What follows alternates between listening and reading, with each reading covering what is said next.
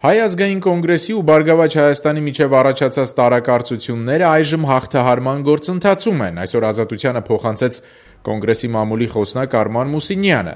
Նախորդ օրերին մամուլը գրում էր, որ հակասություններ են առաջացել ՀԱԿ-ի ու ԲՀԿ-ի միջև։ Նոյեմբերի 9-ին տարածված հայտարարությամբ Հայ ազգային կոնգրեսը զգուշացրել էր, թե զբաղվելով շտաբերի ձևավորմամբ եւ անորոշ ժամկետով հետաձգելով ակտիվ քաղաքական գործողությունները,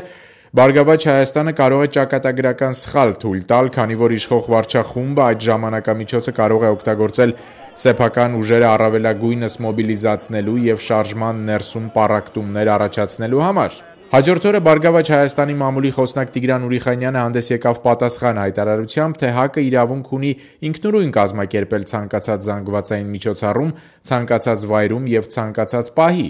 Այս հայտարարություններից հետո քաղաքական երկու ուժերի ներկայացուցիչները շտապեցին ընդգծել, իրենք հակասություններ չունեն։ Դրանք ոչ թե հակասություններ են, այլ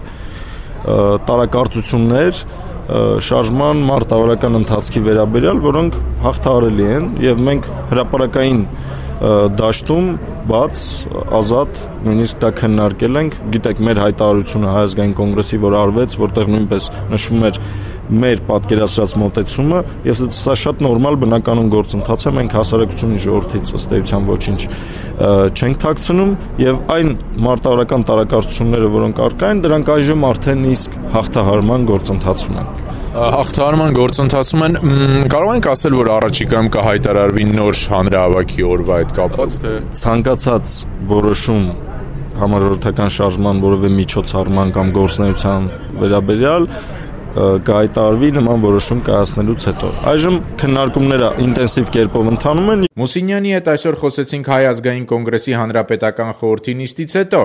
Նիստը վարել է կոնգրեսի առաջնորդ Լևոն Տեր-Պետրոսյանը եւ ըստ Արման Մուսինյանի քննարկվել է ներքաղաքական իրավիճակը ու կարճ անդրադարձ է եղել կուսակցական խնդիրներին։